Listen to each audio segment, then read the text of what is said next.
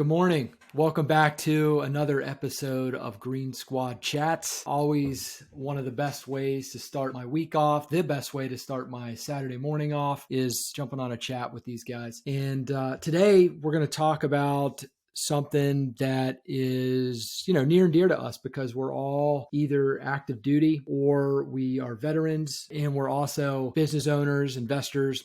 And so today we're going to talk about what is a lesson, a failure that we've had in the military that we have then taken that, learned from it, and been able to apply it to our businesses and investments. That's a great intro. So I'm going to talk about a pretty catastrophic mistake I made that affected me. And I'll lead off and tell you that it was the result of my own ego. So I was in a course, I just finished my second deployment, and I was deployed to Central America, had a really great time, led a small team there, came back and was in a course where 6 weeks in duration, and you handle a lot of sensitive materials. And part of that sensitive material process is there's a very structured way that you secure the things at the end of the day when you're done with the course. At the end of every day, basically, 5 p.m. or 6 p.m., you go home. There's a structured way you secure it. And I sought ways to save myself some time. It's a very in-depth course, and so it takes a lot of time. The schedule is very arduous. And so I sought to save myself time by skipping some of those steps. And essentially, the long story short is I got caught by one of the instructors skipping some of the steps to save myself time. And it was towards the end of the course. I was doing really well in the course. I was performing really well. And I got dropped from the course in week 5.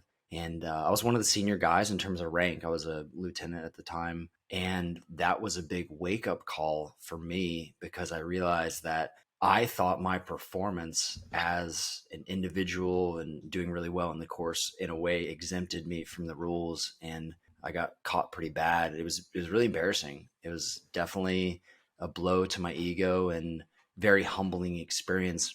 And I think from that, how I apply it to business now is don't get complacent regardless of what you accomplish. That doesn't mean you can start skipping these steps that enabled high performance to start with, because that's what got you to this point so far. And so I try to remember that now, to not get slack on the things, the discipline type things, and the doing the right thing when you know it's the right thing to do, and not doing the easy way simply because it's easier. A lot of times the easy way is not the right way. So that was a really big point that I learned in pain as a young lieutenant. So that was about, let me think here. That was about 7 years ago, I want to say. Yeah, and you've been able to, since those 7 years, you've been able to kind of apply that lesson to your businesses as well, and maybe even in the military. Yeah, so I think obviously it's not apples for apples comparison here, but I think one of the ways that it applies, one quick, easy way, is analysis. Don't start getting really loose on your analysis of an investment just because you've had a lot of successful investments. I see some people do that the wrong way, and I think to do that is reckless, and you're going to get caught at some point. Actually, I've been caught. I've been caught with I don't want to go into details because it's still a pending situation, but I was doing some private loans, and I had done a couple, and I said, oh, this is going really well. And I took a bigger risk with one, and that went poorly. And so here I am, kind of repeating some of the same lessons, which sometimes is needed. But for the most part, I've been able to take that lesson from the military that I learned in pain, and now apply it to the investing world. Sometimes we need a reminder, but that's been very powerful for my journey. I've got one. I'll somewhat generic. The application can be broad. So years ago, probably 15 years ago, as a relatively young helicopter pilot, was out in the California desert and picking up some folks, moving them from one place to another on the east side of the Salton Sea. And we were focused on a lot of things. There were a lot of things going on in the moment, and I forgot what the most important thing was for a period of time. And we almost hit wires, big power lines. Probably had 15 people in the aircraft in total between the crew and the folks we were giving a lift to. And we came really close to killing them all, and it was my fault. Fortunately, got out of the situation, very uncomfortable, and the takeaway was remembering what the most important thing is, right? And sometimes there can be more than one most important thing, right? Could be In this case, right, the thing that's going to kill me next needed my attention, and it did not have it. And I think the application of business is sometimes there's a lot of noise, and we need to be able to sort through the noise. We need to be able to figure out of all these things that are maybe coming at me, or all these questions I'm being asked, or decisions I need to make. What is the most important one? Where does my focus need to be right now? And I think sometimes if I start in a business decision, in a real estate decision, maybe a rehab where I'm juggling multiple subcontractors, working with different timelines, there may be only one or two of the 12 things I'm looking at that need to be solved right now, or things that should really inform the whole process. It's important to maybe slow it down and remember what the most important one of those things is, so that we're making decisions that really drive us to the end state, right? In the aircraft example, getting everybody safely where they needed to go was the most important thing. And if I'm not focused on that end state, I'm going to get distracted, and bad things can happen. It seems like those concepts are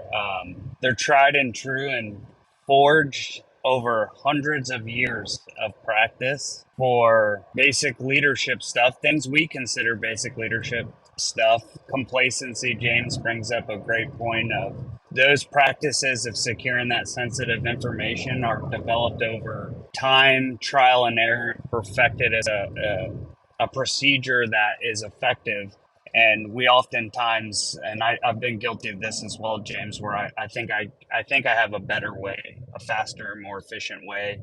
And I've learned that hard lesson many times. One of the things that makes me think about is the lessons I've learned in the military are we operate oftentimes in a high degree of uncertainty, and we're really effective at, say planning, right? All you guys have done is pilots do very intentional, specific planning before every mission. Same with James in his field, and for me, we have a very detailed planning process. But I think the one thing that we're really, really good at is risk acceptance. A lot of people would call it risk mitigation, and it relates directly to uncertainty. And this is exactly what I experience every day in business is, hey, I'm only going to have so much of the information, and I know I have to take action in order to win. So do I understand the risk? And the lesson for me that I've learned over and over again in the military is to identify what the risk is and what risk I'm willing to accept, and then to boldly execute on it. So I'll give you an example in our business, flipping houses. Like we determine what an after repair value is on a property, and we've got data to back that up, but there are variables that could affect that maybe you don't see. The layout could be a little bit different, which could affect the way people feel about the house. It could be on a double yellow line. It could be the market could change. Interest rates could go up. There are variables that I don't control. So I have to be comfortable accepting a certain level of risk. The same thing as if I was going to execute a mission, I have to understand the risk and figure out what risk acceptance is. So I think that to me is probably one of the best skills and advantages in the military, and lessons we've all learned, I'm sure, many times, where we made a calculation, accepted risk, and it probably didn't work out exactly how we wanted it to. But that to me is just a skill that we sharpen every day in the military that totally relates to business on a day-to-day basis. I agree, Adam. I was a young sergeant in my first deployment in Iraq. And at the time we were doing an engineer project, and I was in a compactor. My job was to be in the 3 mile an hour compactor. Well, I had to get the compactor on the other end of the flight line. That means going 1.5 miles at 3 miles an hour. And I was like, well, that's going to take too long. So I looked at the airfield, and I crossed the airfield, which is a huge no-no. But I crossed it right at the edge of where the lights are. I think, there's lights that the pilots use to line up for the airway to land. And I knew that there was no airplane that was going to land like right on top of the lights. And so I crossed the airline. The tower saw me do it, radioed. And then, of course, I'm standing in front of the man like, why in the world would you do that? And I explained to him the very thing that you just talked about, Adam, that I looked at the airfield, and that was the safest spot to be able to go and cross without, mitigating as much risk as I possibly could. And fortunately, the battalion commander was like, all right, don't do that, but I understand where you came from. And that was a good lesson for me early on in my military career, to maybe too much risk is not worth it, but mitigating and understanding and living in the gray to make the best decision we can with the information we can that we currently have. This is great stuff. So it's reminding me, James, back to your initial example, and this is all going to tie together. But you mentioned you had this thought that as long as you were getting the job done, you were doing really well in this course. And as long as you had the end result that the job was getting done the way, and you were performing the way you were supposed to, that's all that mattered. And I think what that relates to me, and then what Adam's talking about and Travis about understanding the risk and what kind of risk we're assuming and trying to make the best decisions we can make. It reminds me that sometimes the outcome is separate from whether or not it was actually a good decision or not, because the decision-making process, the planning process, turning assumptions into facts or otherwise, that then becomes risk if you can't turn that into a fact. That process of making a good decision is separate from now my end result happens and there were a whole bunch of external factors that maybe I couldn't plan for or that I didn't plan for, and that, they got a vote. And so then my outcome was different. And because of that, I think the focus a lot of times maybe should be more what we're talking about, which is how do we make the best decision that we can? Because what we can control is in that planning factor, uncovering those assumptions, turning them into facts, and making the best decision we can. And then, boom, going with it. How do we hone that skill and get better at that? I don't know. Does anyone have anything to add on that? Well, I think when Adam was talking about that, I was picturing that the more the things that I can assume to validate gives me greater room to pivot, right? It like fattens up my buffer ability. And I know from an engineering standpoint, like I'm making a road. Well, there's 3 things you need to do to make a road. You grade, you water, and you compact. Well, sometimes you may not do those exact same things, but you're going to do those same things, but you may do them in a different order, or you may repeat one step more frequently than the other. And, and then I think more you can validate your assumptions gives you greater room to pivot. And that is power, and that creates creativity, to go to your point, Brandon, that it opens your mind up to more possibilities and more adaptability. I have 2 things on this real quick. I was telling my team, this just kind of hit me in the face all of a sudden.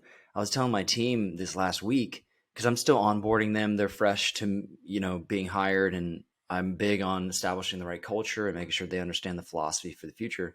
I was telling them this past week, our success to this point has been predicated on not being absolutely perfect, but doing a more thorough job, even if it's just slightly more thorough and more detailed, more deliberate, just better in general, even just slightly, than the norm. If we just do a little bit better than the norm, that enables higher performance. And that's what's enabled higher performance for my businesses so far. So how that relates to my story originally, and a lot of what you guys are saying now, is I failed to do the small things right. I just had the end goal in mind. Maybe I can get out of here faster and save myself time and do this report that I need to do. And they're grading the report and not securing my materials with the right process at the end of the day. So I skipped that step, and that's, a small thing that I didn't do slightly better, and it caught me. So I'm not sure if that resonates with you guys, but let's talk about pivoting for a second.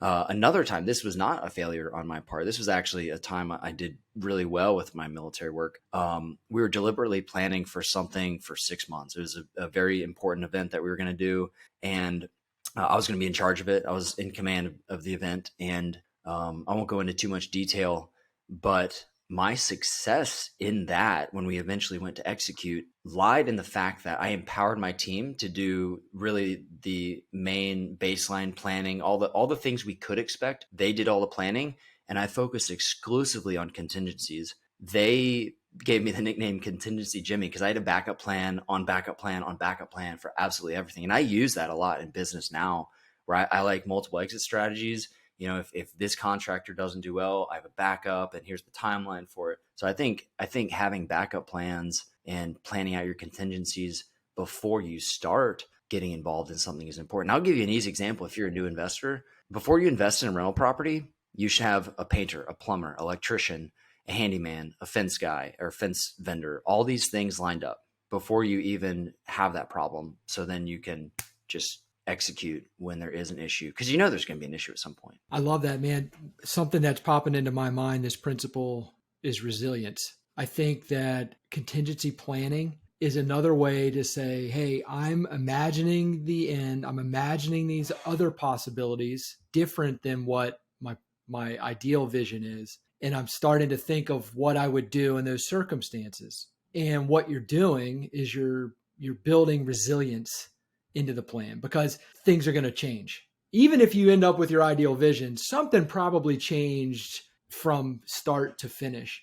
And resilience, right, is the ability to be able to pivot when things do change and you get knocked down and you got to get back up. So it's that principle of resilience that I'm hearing with you guys right now, what you're talking about. We also see the impact. We've had leaders, unfortunately, or worked with people that were so risk adverse, right? That actually inhibits growth, it inhibits progress, and it inhibits the ability to have creative thinking within that gray space, within that risk mitigation to be effective.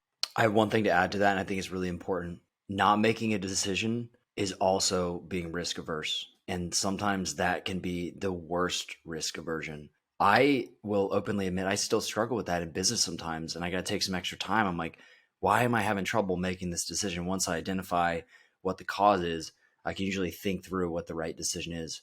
You have to be willing to accept that your decision may not be the right one, but a right decision now made for what you think are the right reasons will usually enable a positive result. Well, and I think to your point, James, or to everybody's points, there's risk everywhere, right? It's choosing which risk we want to accept. Not making a decision, sure, we could couch it as risk aversion. There is risk there. If restated, there's risk in I'm risking the loss of this opportunity. I may not realize that the thing that I'm pursuing, I'm risking not achieving it by failing to make a decision. So I think there's risk everywhere. It's a matter of understanding it and choosing which risk I'm going to accept in the scenario, in the business decision, in the transaction, whatever the case may be. Yeah, you said that more gracefully than I did. You're absolutely correct. I had that conversation in the water yesterday, actually. A guy that is about 10 years older than I am just got laid off, and he's been looking for a job. And I'm like, man, I don't know what it's like to be in my late 50s having to look for a job, and you're an executive, and then you're no longer an executive. You're just some dude out there hustling and not having, he doesn't invest. He's not an investor. I know what it's like to be in my late 40s.